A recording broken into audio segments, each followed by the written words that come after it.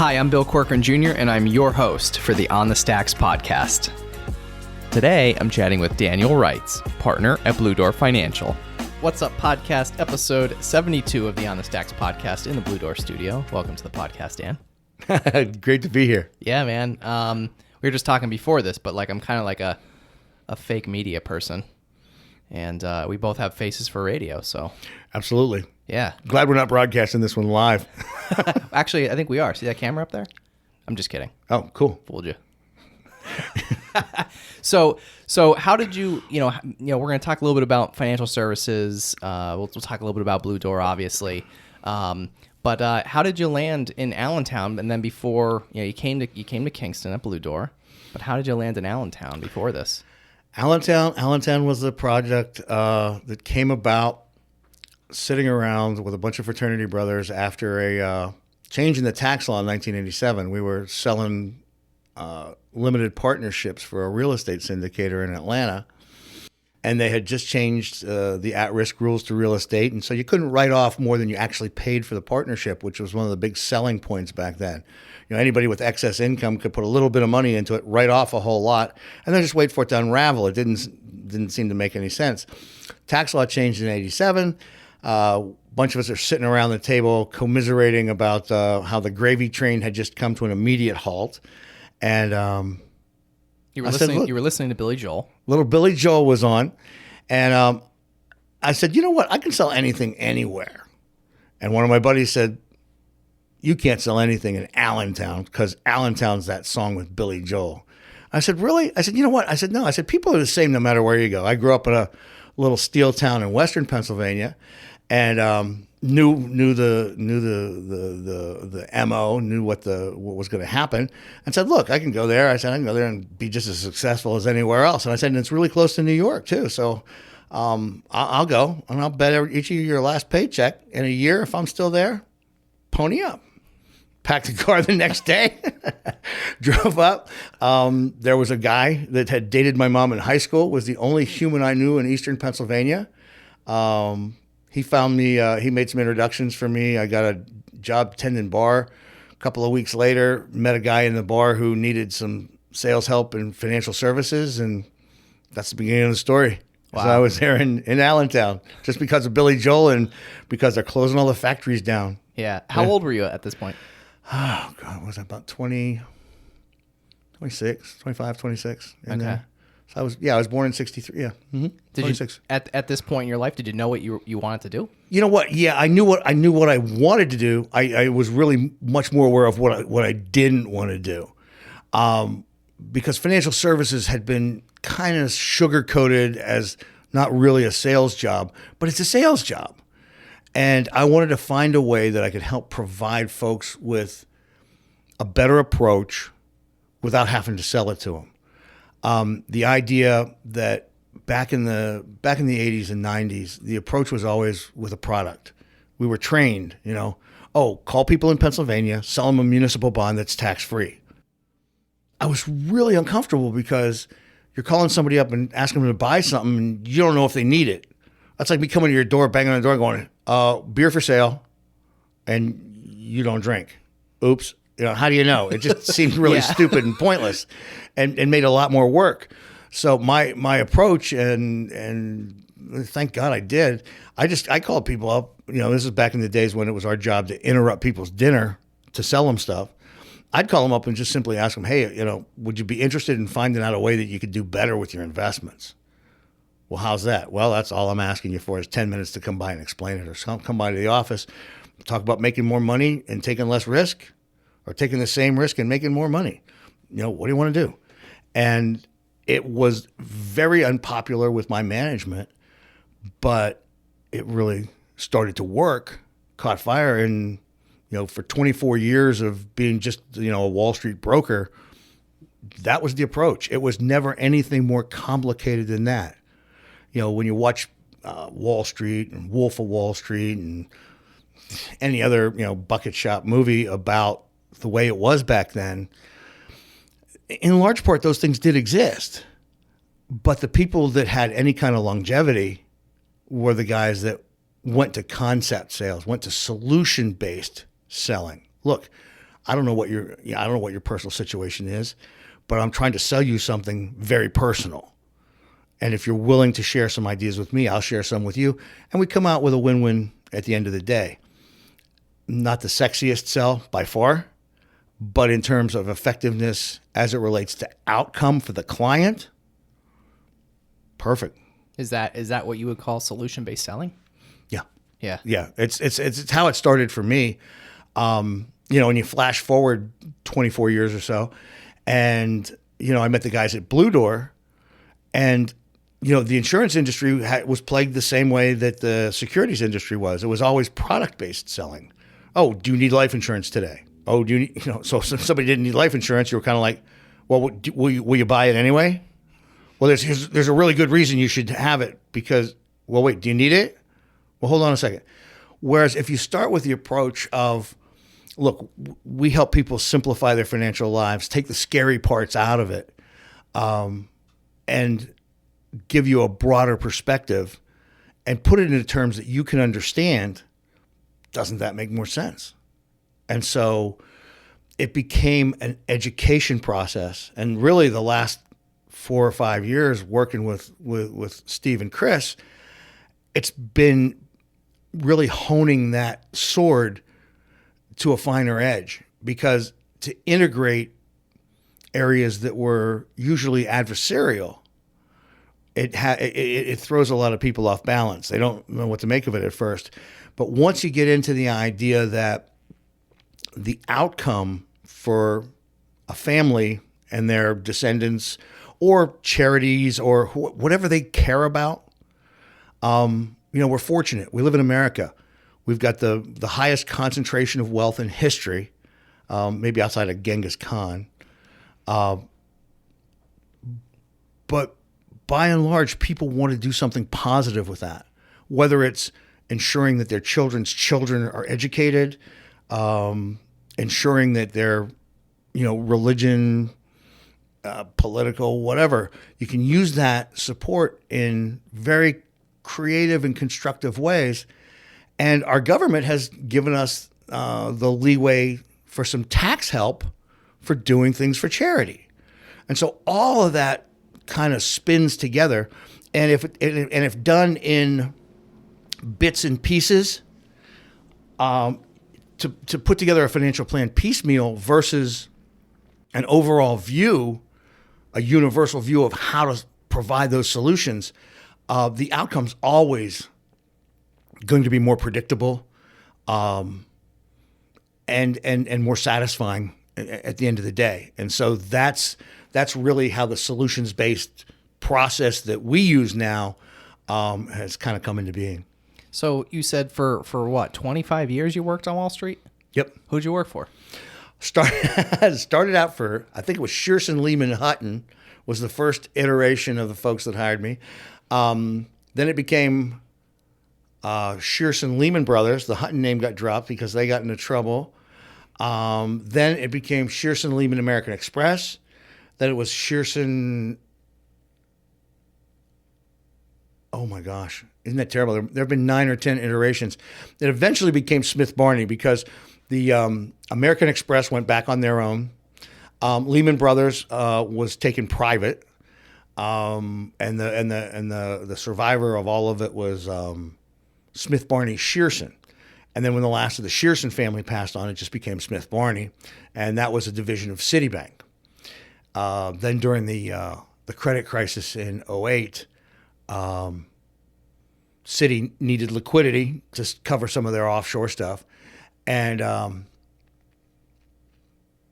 Morgan Stanley came in and integrated the two firms in probably, at the time, probably the largest brokerage merger in history.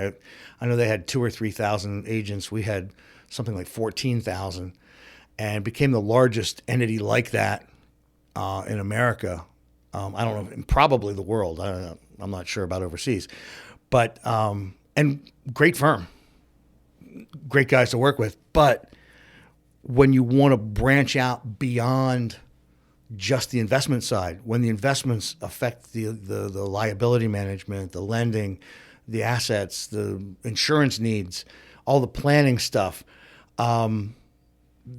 the smaller, more nimble firms and an integrated approach. Just lots of people have really tried to do what we're doing at Blue Door, and and I'll admit it, even our development process has been difficult. It's tough to integrate all this stuff in a way that's cohesive, that makes a lot of sense, that really does provide the best benefit for the client.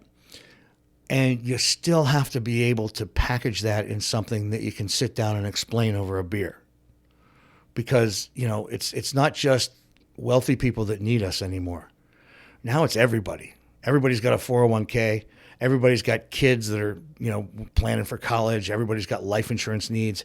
Everybody's going to retire and want to live on. Pensions are gone. They just don't have pension plans anymore unless you're a public service person or you work for a humongous company that has an old one that you can participate in. Most people, and especially like business owners, young entrepreneurs like yourself, if you're not putting away for your pension, well, there's nobody at the end of the street going, oh yeah, you worked there for 35 years. Congratulations. Well, guess what? You got the next 20 years, no paycheck. Did you plan for that? If not, it's a real awakening. But it's just trying to integrate all of those things into harmonic packages that sound good to you, things that make sense as they work in harmony. One of the greatest downfalls of planning over the years has been disharmony, dissonance. You hit that clinker chord and you go, oh, or what kids on the internet are now talking about, cringy moments, and you go, oh, because somebody says, oh yeah, I took all my money out of my IRA, paid all the taxes and the penalties, and I put it into something like cryptocurrency or something equally as undefined and ununderstandable, and you go, oh, cringe. Now that's how boomers cringe. We hear something like that and go, oh, it's not a mess up in etiquette or not knowing what your IDKs and IDJs and all that stuff means, but taking the money out and paying a big penalty on your IRA, yeah, good luck with that. Yeah. That's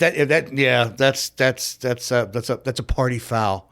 That's a party foul that makes the rest of your life go, SMH, shaking my head. Yeah. So you know the lingo. I've had to learn it. Because millennials and younger are the generation that's going to be taking care of me in my old age, and if there's not been a successful development of artificial intelligence that can replace 30 years or so of watching people make these mistakes and helping your clients not do that, bringing them up to speed. I've always said that the easiest people to talk to about money were the Depression era clients, because they started with nothing and they assumed that they would end with nothing, but they could save, they could invest. They really, really did a great job. And things were far less complicated. There was, most of them were born at a time where electric refrigeration was about as big a deal as there was. I got to realize that infant mortality decreased by an enormous amount because typhoid was no longer an issue. Most people don't realize there's a really crazy story in New York, turn of the century. They did this thing called penny licks. And penny licks were like, imagine a little teeny tiny glass cake stand. Okay? And a teaspoon of ice cream was placed on the cake stand. For a penny, you could lick the ice cream. Did they understand about anything about microorganisms or the biology connected thereto? Nope.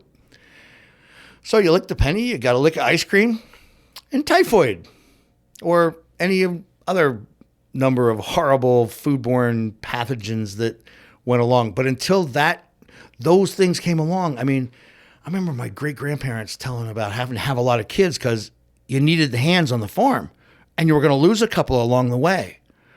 And it was, just commonplace. Now, 3 generations later, what? 1 or 2, the days of the big families, because you don't need help on the farm anymore. And there are so many fewer farms now.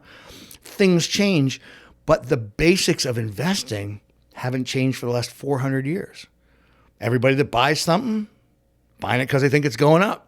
Everybody that sells it, there could be 2 reasons. 1, they think it's going down. They're protecting their money. real smart, or they're stuck and they got to sell something at the wrong time and they know it. That's the situation that we want to help our guys avoid.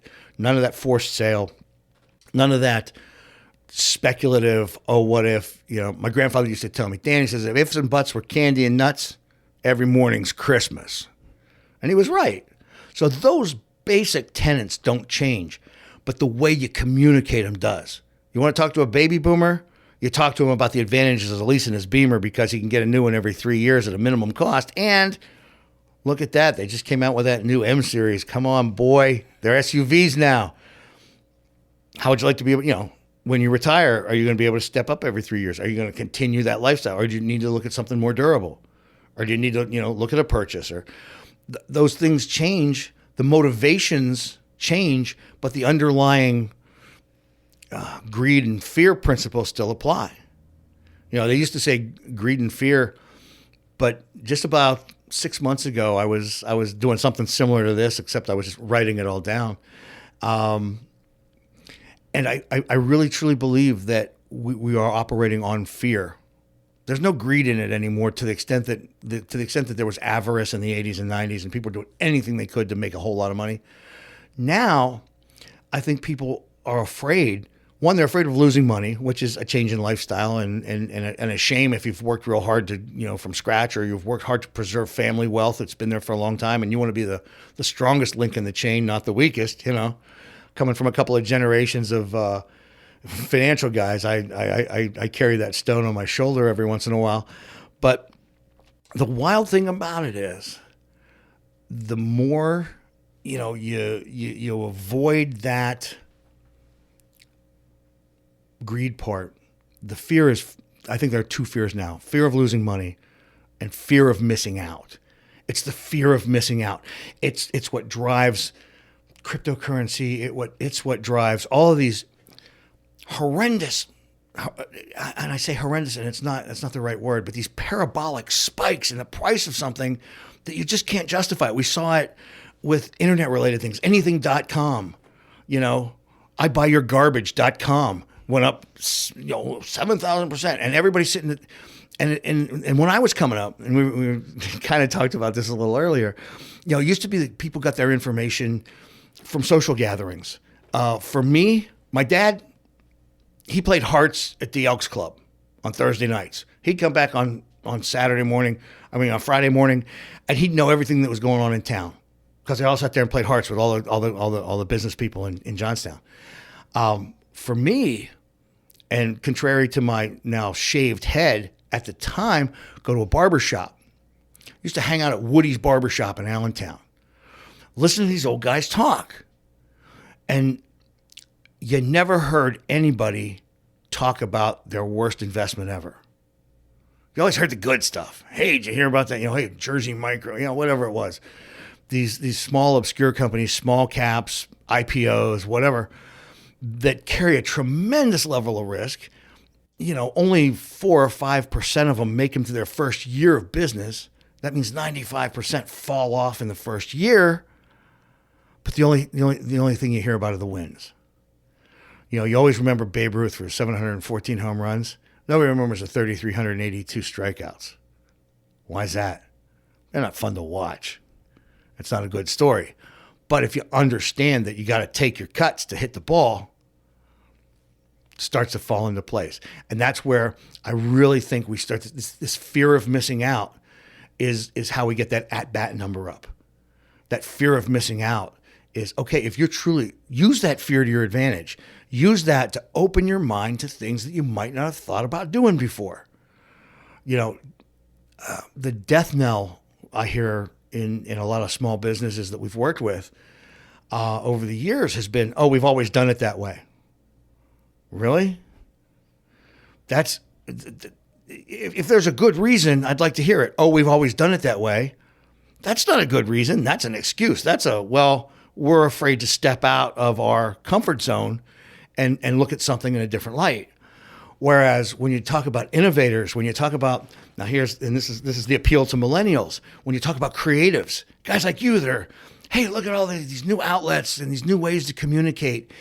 and new ways that we can take this onslaught of information that's coming in every day and sift it and pan for gold. It's the same kimberlite gravel that they've been panning for millions of years. But all of a sudden, we're able to do it with orders of magnitude more volume. What's that mean? More gold in the bottom of the pan at the end of the day. But you still have to know how to do it. So if you can integrate that ability to discern the good from not so good information that's being jammed at us at light speed every day, and view it in the shadow of those old traders under the buttonwood tree, then you can synthesize something that really does make a difference to the outcome for not only yourself, but your kids, your grandkids, or just anybody that you have strong feelings of taking care of. How does one do that? Well, you have to put it into perspective. You have to look at the whole situation, and you have to look at the solutions available for the resources available. One of the things I tell people is, especially like young couples with no money. They have a couple of kids. The dad's working hard. Mom's staying home, or she's working too. Again, that dynamic's all changed since the 60s. But you look at what's that most valuable asset for those children, not in the parents' viewpoint, but the children's viewpoint. And the most valuable asset is the earning power of both of those parents should they become sick or die. The foundation of all of it truly is life insurance. And to have a broker, hey, I got an idea about the ABC whiz-bang company that's going to make you a billionaire, to have me say that took, and this is a terrible 90s buzzword, it took a paradigm shift. I had to step back and look at it and say, you know what? This is all great. And somebody comes to me and says, Dan, I can give you $1,000 a month to put together a great plan to send my kids to college. I could do it for them. But if he then looked me in the eye and said, Dan, if I step up a curb on the way home and get smacked by a bus, I want you to give the kid tomorrow all the money that I would have put away, plus the earnings, by the time he would have gotten to college. I was like, what? There's no way to do that. There's no way that you can do that with investments. There is a way you can do that with life insurance. One premium, you step off the curb, you're covered. So you have to balance it. And it's a matter of allocating your personal resources. And not everybody's a Rockefeller, but you balance it and do the best you can with what you've got. You set a plan, and that plan is not to fail. Most people don't plan to fail. Where they get into trouble is when they fail to plan. And that just, you'd never drive to Los Angeles without a GPS or a road map in the car. Be lost. Ooh. And you'd need a lot of luck. If you got the map, maybe you still need some luck. Maybe you got to get some gas money along the way, what have you. But you've increased the probability exponentially. And that's the thing. If I can engineer, or I can help my clients to engineer a way that they're on the house odds side of it. I'm not saying we're going to win every time, but if we can get a majority, a simple majority, that's winning. And if we can arrange it so that it happens consistently over time, well thought out, well disciplined, it also keeps people from getting into trouble. The old story about lottery winners are always broke in 5 years. I thought it was an old wives' tale.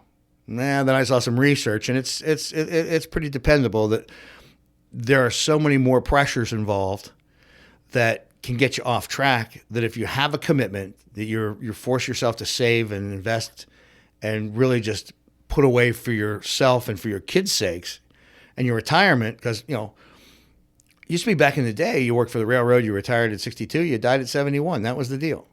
Now, you retire anywhere between 62 and 72. And congratulations, you've got 20 more years with no paycheck. And if you don't get the pension like they used to do in the railroad days, you work for yourself or you work for a business that wasn't really strong with that, you have to plan for it.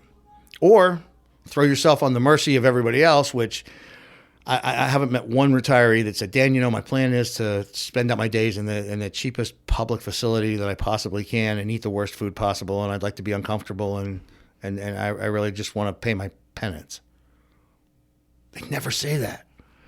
Yet, and it always goes back to stuff my grandfather said. The discipline of let me rephrase it. The reward of discipline far outweighs the penalty of laziness. Or what's a good word for undisciplined? Oh, geez, I don't know. Lazy, I guess. Well, you can either be disciplined or you can be haphazard and take your chances. Yeah, maybe you hit the lottery, but that's what percentage of all the rest of the people out there. And so you've got to, I think it's just essential that you do everything you possibly can to put the odds in your favor in ways that are reasonable. I've never liked putting money in investments that I didn't understand what the company actually did, produced, processed, made, whatever. And if it took me more than 10 minutes to explain it, I tried to avoid it. If I couldn't turn it into cash real quick or see the price of it in the paper or online every day, couldn't keep track of it, that made me nervous. And is it way less sexy than a lot of the, esoteric stuff that's going on now? People buying into these SPACs and, cryptocurrencies and even now, even more like the tokens, the non-fungible tokens and all that stuff. Wow. Yeah, maybe they're great and maybe I'm missing the boat, but I can't explain it well enough and I don't understand it well enough to think that it makes sense. And I haven't had anybody able to do that for me. And generally, if a business person has the commitment and the enthusiasm and that kind of fire in his gut to do the right thing with his business and provide a good or service to somebody, he can explain it to them. And I haven't gotten it from a lot of that real out there investment community yet. So, and again, trying to keep an open mind, stay as flexible as I can with trying to understand the stuff. But when it comes to a dead end, if I wouldn't put my grandma's money in it, I sure as hell wouldn't put anybody else's money in it. So it's just kind of fun how that works. So you talked about planning a little bit. Like how and where does one start planning? Well, you start with a foundation. You start with risk management. You start with making sure that your income continues even if you don't. Next steps are you think about accumulation. That accumulation can be for a first home purchase, for beyond that, kids' education, literally mapping it out mathematically, literally actually setting up a plan. We have a process in place where we go through a series of probably a half an hour's worth of just question and answer that we then develop this is what you do now, this is what you do next, what you do next, what you do next, based on the way you answer the questions. And it's all systematic. And the thing is, there's no such thing as a perfect financial plan, just like there's no such thing as a perfect anything really, except my dog, who's perfect.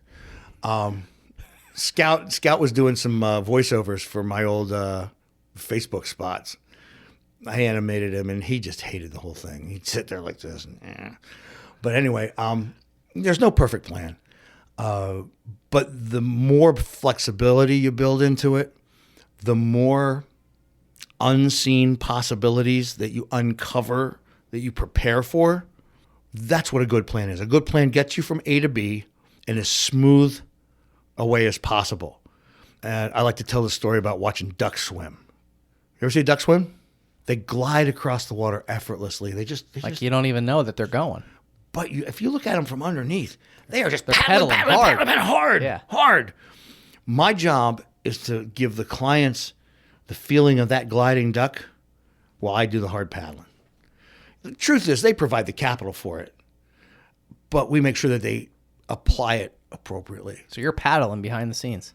Yeah, we're watching it, staying on top of things that other people just don't have time to do. It's my career, it's my profession, so I am 24/7 involved with it. Ask me about how my car works. I have a plug-in hybrid. I have no clue. When I was in high school, you could work on a car. You take a pair of pliers and you get in there and, hey, that plug wire's off. You stick it back on. Now, if I take a pair of pliers underneath my car, I'm going to get 10,000 gigawatts through me, and it still won't run. I mean, it's super reliable, and I love the thing, but don't ask me. I opened the hood once and went, never have to do that again because I have no idea what that is. But not to say that mechanics, the mechanics got it. We all have our own specialties. And I think as things progress as a society, we start becoming more and more specialized. And we have to develop the ability to discern who has those skills and who doesn't. And that's become a little bit easier with mass communications like this. And hopefully, some of the things I'm saying today shed some light for people that, are on the fence about talking to an advisor or talking to a planner. And think, oh gosh, I don't have enough, or everybody started in the same place. We all come in this world naked. We all go out naked, and what you make of it in between is up to you. And it almost becomes a philosophical thing, which was kind of wild. And I never thought that something as mundane or day to day as being a stockbroker would lead you to believe that. You really just have to, you make the best with what you've got, and it's not just because, you have a better retirement or your kids get to go to a better college or whatever. It's because it's the right thing to do, and it's just a personally satisfying thing to continue to try and stay on the right path, And it's a beautiful thing about America. And I'll get patriotic for a second. You just can't do that anywhere else. Unless you're born into it, unless you're, willing to do horrible crime or whatever else, the rest of the world, not going to happen. Here in the U.S., every morning you get out of bed and decide to put on your shoes and go to work is another day that you can make that happen. You can do the best for yourself, your family, and your children. With, all the controversy going on now, there's still no better game on the planet. In my humble opinion. Then here at Blue Door. Here at Blue Door Financial, land of the free, home of the brave. Yeah. But truthfully, I mean, the potentials for success in this country far outweigh the social issues that we're dealing with now, that we've been dealing with forever. I remember hearing my grandparents talking about that rock and roll music and how that was going to ruin the world, and my dad and mom and dad in the 60s, and how that was, hippies are going to be the end of the deal. And now they're the innovators and the movers and the shakers, and now it's all this other stuff that's going to cause an end to the world. And the truth is, we're going to go on. The truth is, we survive the hard times. We're resilient. We take it and we move on. And if you can help people develop a positive attitude, show them how to flourish amid the adversity, I think that's a good thing. Definitely. Yeah. And so, where do you start? You start with the life insurance. You start with the basic. You don't build your roof on your house first and then go, okay, we're going to go dig the foundation next Wednesday. No, start with the foundation, get the basics in, and then as you go, you build, you remodel, you keep your plan flexible. If you start with a solid plan that says, hey, maybe someday we need some extra room and this is a place to add on, well, then you don't have to sell that house. Then you can just build on it. And you can see, some of the best examples are right here in Pennsylvania with some of the old stone farmhouses that have been converted, and some of the old stone bank barns that are converted into beautiful, beautiful residences just because they were built solidly at the foundation at first.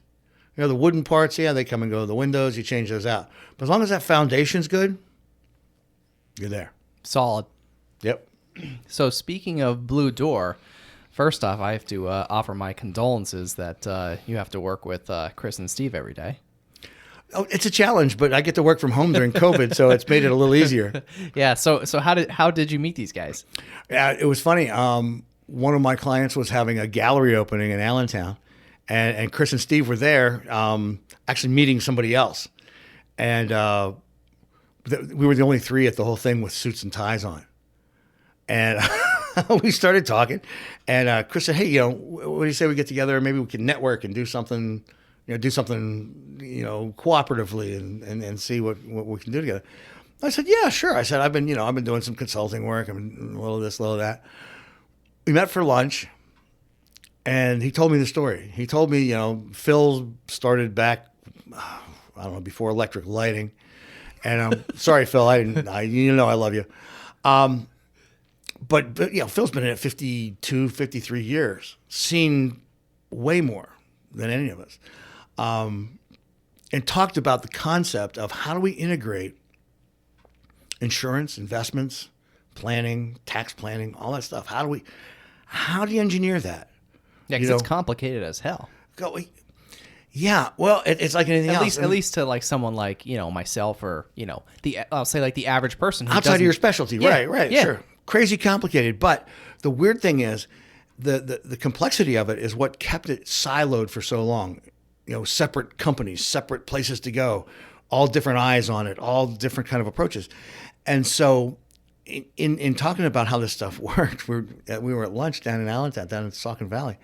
And I finally just, at the end of the conversation, was so impressed with what they were trying to do. I said, I just looked Chris in the eye and I said, you guys sound like a lot of fun.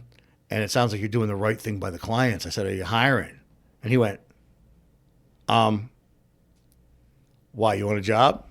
And I said, yeah. Came up, spent some more time with him, and then we inked it, and oh my gosh, it's been 3 yards in a cloud of dust. It's a lot of ground game. We don't throw Hail Marys on our field, but it's still a fun game, and we keep it fun because we keep it positive. We keep it client centered, and we don't have secrets.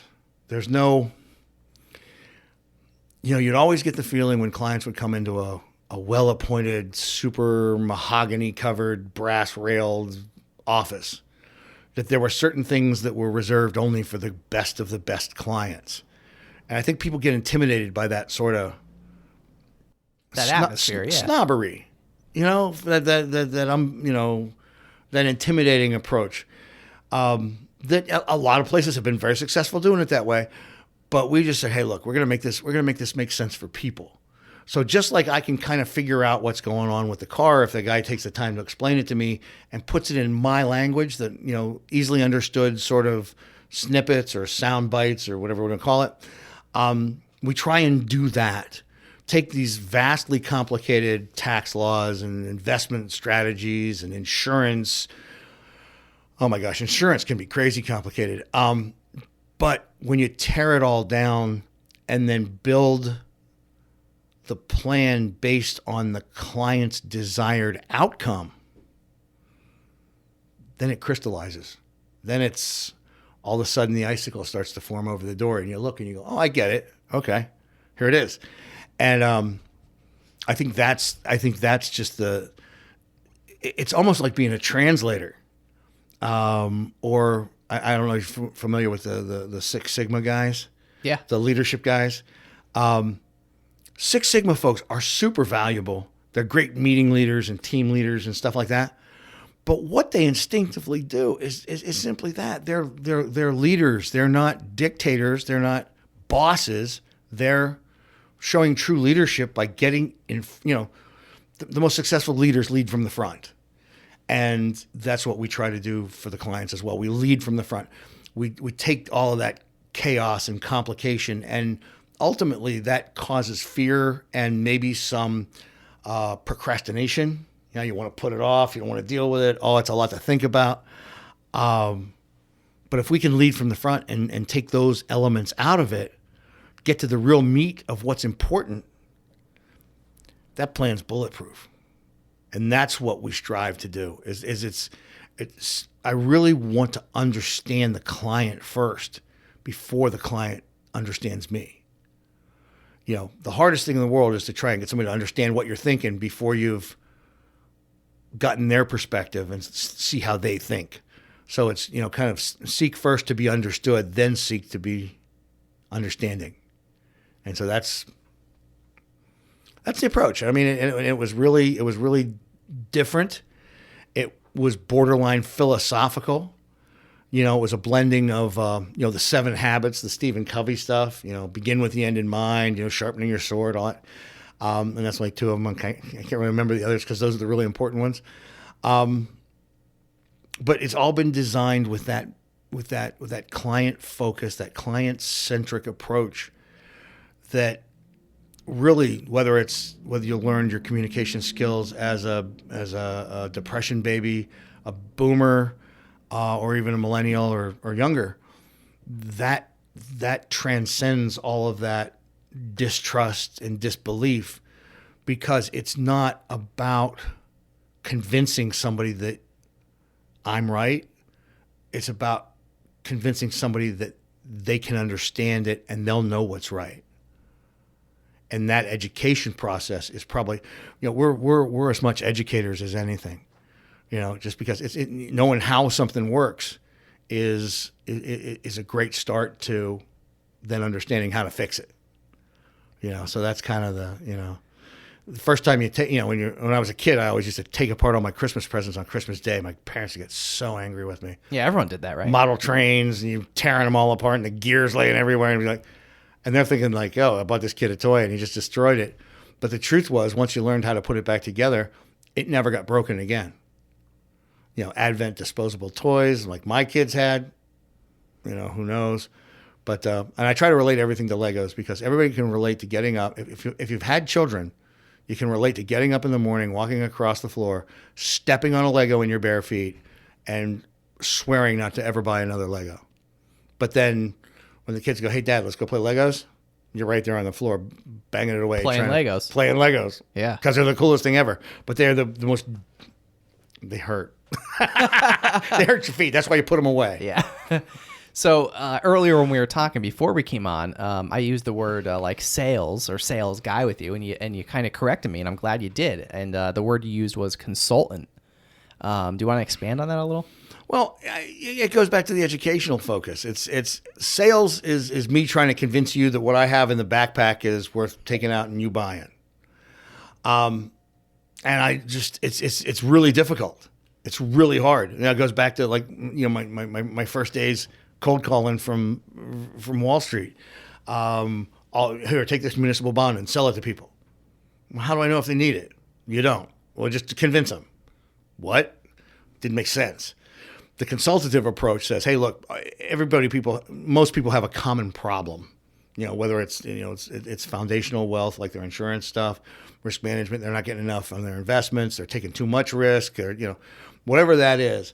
If you take the time to uncover that, talk about the problem, and talk about how it causes discomfort day to day for the client, that anxiety of, oh my God, is this the right thing to do? Is this the wrong thing to do? Am I going to lose all my money? Oh my God. That anxiety, you throw that guy a lifeline, education, remove the anxiety because he knows what to expect, and you've done a far greater service than selling him any widget or muni bond or whatever else. It's just a difference in approach. It ultimately will come to the same conclusion if you're ethical in your sales practices, but for sure it will if you come through it as a consulting practice. And it's funny because most people hold salesmen as a category with a lot of disdain. Used car salesman, insurance salesman, investment guy, investment salesman. And when you ask them about salesmen in general, they're negative, and they always answer the polls, negative. Insurance guys are the worst. Oh, used cars guys are the worst. But what about your insurance guy? Oh my God, he saved my butt. Oh, I love my insurance guy. My insurance guy's the best. Here's his card. That's what we all strive for. I love my car guy. Never sold me a crappy car ever. Love him. If you're out there listening, Will, you know who you are. Shout out to Will. Shout out to Will for the nice cars. Yeah, I bought my cars from the same place for 20 years. And it's just wild because if you overcome that expectation, that negative expectation, with not selling them a better product, but offering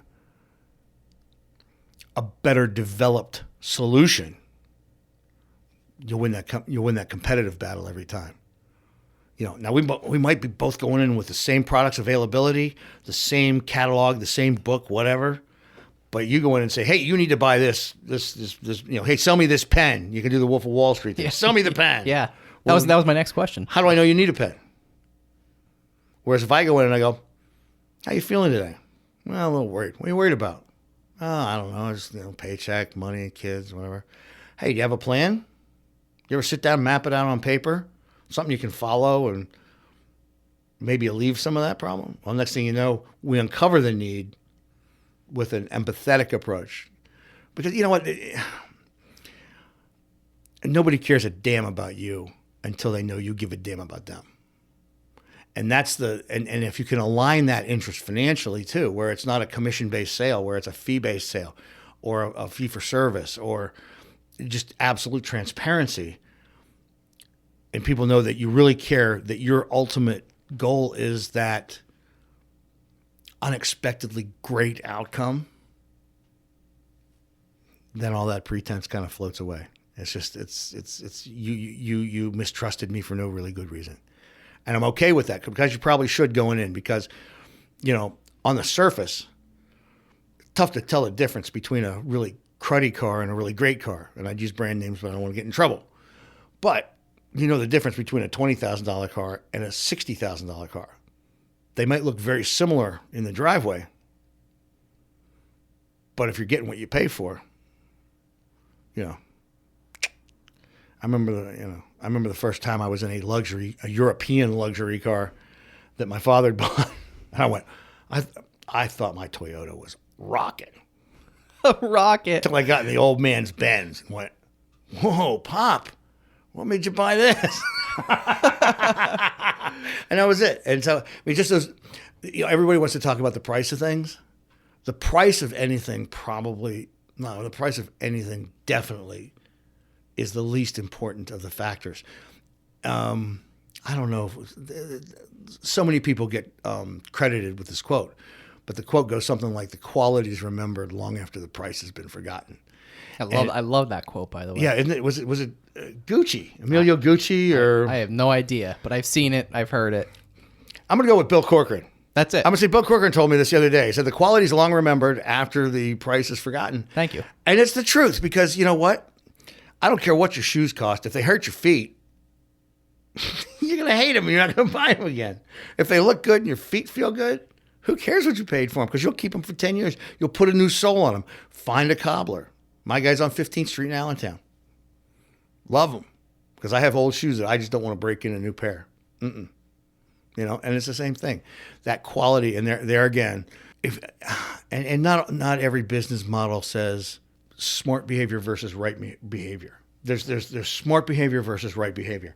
And some businesses are based on smart behavior. Hey, I'm going to sell it for as much as I possibly can to as many people as I possibly can. Load up that cart. Who cares about the blind horse?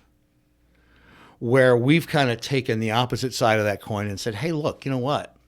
We want to have the absolute best outcome for the client so that the next client who comes to us might hear about it before we make the approach.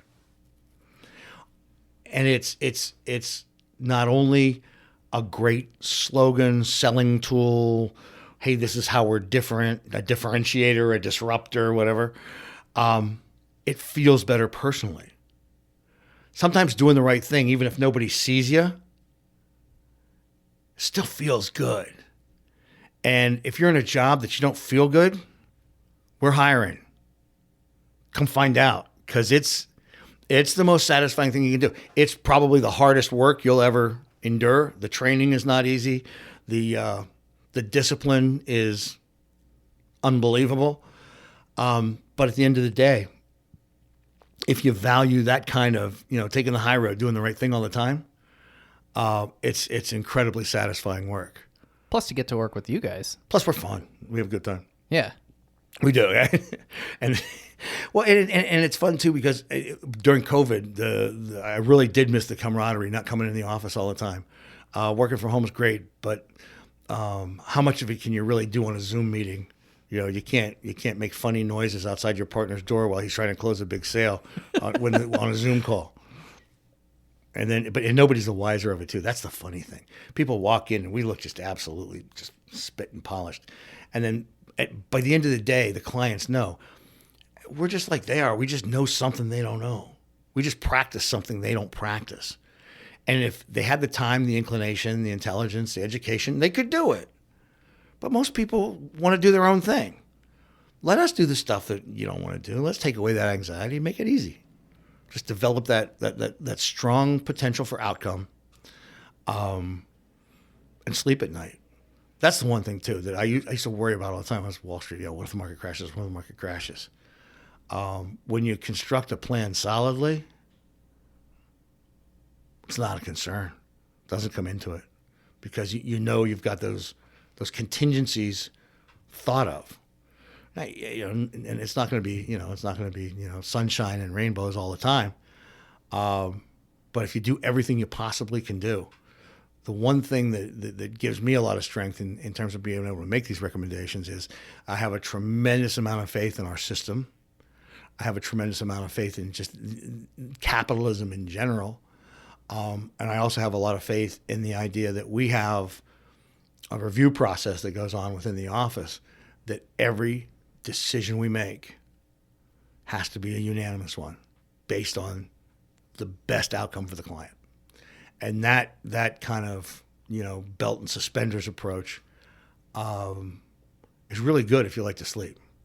It's really good if you like to sleep. If you want to stay up late, do all kinds of crazy stuff, but it's just not. I don't think it appeals to as broad a segment of the population that the swim like a duck approach does. Yeah. So, Dan, what else? Is there any other big news going around the office? Well, big. Yeah, it's a relative term, but the fellas decided to make me the senior partner after a couple of years of being the not senior partner, and we're just so happy to be back and seeing the end of COVID, and getting the recognition from my peer group is tremendously flattering. But I got to tell you, it's still at the end of the day, the satisfaction that comes from, calling a client and going, hey, look, I'm just calling to see how you're doing. I wanted to make sure that nothing happened with the family or anything over the last couple of weeks. We haven't talked. I'm sorry, COVID, blah, blah, blah. There's nothing warms you up. There's no title in the world to make you feel as good as knowing that that little old lady can buy her grandkids Christmas presents next year because she was smart about how she put her money to work. And she doesn't have to worry about when she passes away, leaving them penniless. There's no more satisfying thing ever. But yeah, I do appreciate the guys and their vote of confidence with the senior partner thing. I'll probably have to get new cards made up. Yeah, congratulations, by the way. Thank you. I appreciate that. And my condolences, too, again, for... Well, yeah, that makes the position more permanent now, doesn't it? Yeah. Yeah. No, but that's super cool. Yeah, it's neat. It's a great bunch of guys. And gals. Our staff girls are Erin and Tammy are awesome, and all the other associates and folks that we work with over there. It's just a top notch deal, and it's neat because we can control that. We have the possibility to take the firm in a direction that we see best fit, and as long as it's all in that vein of the best outcome for the client. When you can put your hand on the tiller and make those decisions, you're just sailing. It's great. It's great. And like I said, somebody asked me not too long ago, Dan, if you couldn't do what you do, if you couldn't do your job anymore, what would you do? And I was like, wow, I couldn't answer it. I really couldn't, because I don't know of anything that A, requires my skill set, and B, that I could stand doing. I love this. If somebody say you can't, or you lose your license or whatever, I don't know. No, there's just nothing. There's nothing I want to do. My girlfriend was giving me some stuff. The other we were just talking, and she was like, she goes, I know you're never gonna. She's retired, and I said, I'm never gonna retire. She goes, I know. She goes, it's a little frustrating. She goes, but do you think now that you're a senior partner, you might be able to take a little extra time off? I said, well, I don't know about that. But so I'm going to take her down to Ocean City for the air show over the weekend. So nice. Chris, Steve, give this guy the day off, all right? Hey, quit making me punch that clock. No, again, congratulations. That's super cool. And what else? Is there, how can our listeners connect with Blue Door online? www.bluedoor.com. And blue is spelled BLU. Yeah, this is... Drop the E. The E is for extra special service. Yeah.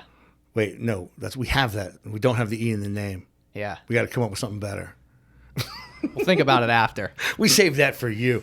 No, it's bluedoorfinancial.com, BLUDOOR financial.com. You can see us. You can come in and see us in 340 Market Street, Kingston. We're on the 3rd floor. Great view. Pretty good sandwiches across the street. Yeah, it is a good view. Yeah. It's a nice little building. And you eat at the Pickle Barrel? Oh, KJ's. Oh, Yeah. Love it. Yeah. And me too. And the burger place, Market Street Burgers. I haven't been there yet. Yeah, it's worth it. They're good. All right. They're good. Or you can just feel free to call. I mean, the numbers on the website. I prefer phone calls, but I'll take texts or emails. And all that stuff's right on the website. We're easy to find. And all of us younger folks, we like to text, you know? Yeah, I'm getting used to it. I like it. I mean, I've learned how to make the little vegetable sigms and all that stuff. So. Yeah. What's your favorite vegetable emoji? The cantaloupe. Cantaloupe? Yeah. Why? Because it's cantaloupe. Do you like cantaloupe? I love cantaloupe. Do you? It's summertime. When do you typically send somebody a cantaloupe? When I have no appropriate response otherwise. When you're lost for words. When you just go, if SMH just doesn't say enough, Just cantaloupe. just send them a cantaloupe. Send them a Because cantaloupe. I think it's the one piece of fruit that doesn't really mean anything. Yeah. Because everything else has some bizarro whatever to it. But I'll have to try that. yeah, well, my children are 26 and 23, and in their formative years, they spent a lot of time educating me on the appropriate and inappropriate fruit emojis. Oh, so I see where this is slinging going. slinging around the internet. Yeah, I see what you were doing. Well, yeah, I was looking at their history and I didn't know what it was, and I said, "What's this? What is that? I don't understand what that means. You better explain it." Because I was probably the most difficult father ever, but for a good reason. Because my dad was tough on me, his dad was tough on him, and it teaches you to get out there and things aren't so tough. And again, it's all about engineering outcomes. It's not always the easiest thing. It's not always the most pleasant thing. But certainly if you have the right intention, and you have the right discipline, you've done everything possible. There's no regret. There's no remorse. There's nothing to feel bad about. And I would bet you that there's not a single person you walk up to on the street and say, "Would you like things to be better or worse?" That wouldn't say better. "Would you like things to be more negative or less negative?" They're all going to tell you, "We'd love things to be less negative." That's how you engineer it. One-on-one, no big rallies, just talk to people. Give them a call. Reach out. Write a letter. Send a cantaloupe. Send them a picture of a cantaloupe. Send them a picture of your dog. I don't know. People send me pictures of their meals a lot. I haven't quite figured that out yet. I'm like, that's great. Just eat it. I don't get that flash. Here's a picture of my lunch. I don't know that yet, but I'll send you a picture of my dog all day long. I'll send you a picture of, I don't know, dad jokes. I love the dad jokes, but outside of that, a lot of it's a mystery to me. What's your best dad joke? My best dad joke. I have to think about it for a second. Hang on. Yeah, I mean, the pull my finger was always probably my favorite dad joke. Yeah. Hey, what do you... Classic. You like apples? How you like them apples? Yeah, it is a good one. That's a good dad joke. Yeah, another tried and true classic. Hey, no matter where you go, there you are. That always ended it. That was the kids always got quiet when we got in the back. And when I was a kid, it was a Walkman. Now it's the AirPods. Yeah. Earbud or whatever. Yeah, I got them. Yeah. Oh, me too. But you know what? I still like speakers. It's like big. I do too. Big hacking speakers. Yeah. So what else, Dan? Is there anything else? Is there anything I didn't ask you that I should have asked you before we end and I send you a cantaloupe? Send me the cantaloupe emoji. No, like I said, I just it's all about living intentionally. It's all about planning intentionally. If there's one piece of advice I would give to anyone, all right, yeah, here floundering, it is. Hope everyone's ready for this. Everything you do, understand why you're doing it. Make sure the motivation is positive and true, and live your life with intention. Everything you do has an outcome to it. Whether that outcome is good or bad depends on you. There's no one else going to do it for you, and there's no one else to blame if you don't. And that's just, I had the good fortune of being able to take philosophy as my first undergrad pursuit in college. And the search for the truth will set you free. Beyond just the cliche of all of that, everything we talked about today has to have its basis in truth, in positive intent. And if you can engineer more things in your life to be actively, intentionally positive, it's going to open doors you can't imagine. If I were to get down because of, and it's easy in this business too. You'll have days, months where things just don't go your way. And when if you have the ability to step back and be objective, I've always found that those times when it's been hard for me, nobody else was doing it. Nobody else was to blame.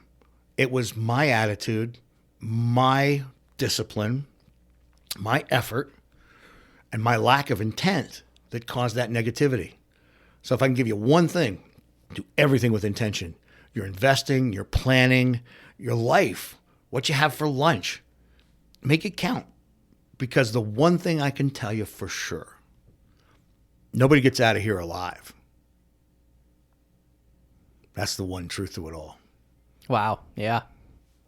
That's it. That's a little somber, but hey, you can have a lot of fun doing it too. Yeah. Well, I appreciate you coming in, and this was a lot of fun. I appreciate you having me. It was good. Yeah, absolutely. Cool. Insert cantaloupe emoji. Daniel Reitz, Blue Door Financial, on the Stacks podcast in the Blue Door studio. Thanks for joining me.